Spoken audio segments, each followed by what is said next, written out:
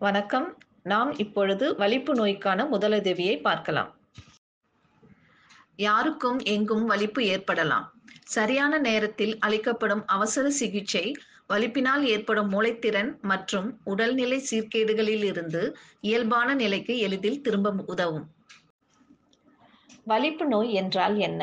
மூளை நரம்புகளில் இருந்து புறப்படும் மின்சார தூண்டுதல் தவறாக செயல்படும் போது ஏற்படும் பாதிப்பே வலிப்பு நோய் ஆகும்.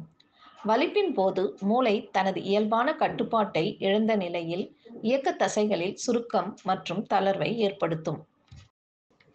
ஒருவருக்கு வலிப்பு நோய் வரும்போது என்ன செய்ய வேண்டும் மற்றும் என்ன செய்யக்கூடாது என்பதை பார்க்கலாம்.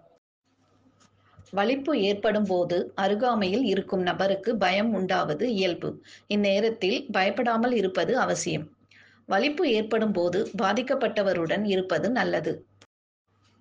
வலிப்பு வரும்போது வலது பக்கம் அல்லது இடது பக்கம் ஒரு கழித்து படுக்க வைக்க வேண்டும்.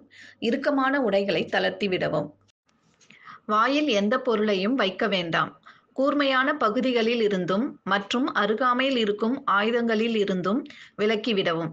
எந்த உலோகப் பொருளையும் கையில் கொடுக்கக்கூடாது. வலிப்பு நேரங்களில் நாக்கை கடித்துக் கொள்வது இயல்பு. வலிப்பு வந்து முடிந்த பிறகு தண்ணீர் கொண்டு வாயை நன்றாக கழுவவும். வலிப்பு 5 நிமிடங்களுக்கு மேல் நீடித்தால் அவசர சிகிச்சை பிரிவை தொடர்பு கொள்ளவும். டாக்டர் மேத்தா மருத்துவமனை அவசர சிகிச்சை பிரிவு தொலைபேசி எண் 044 4005 4005.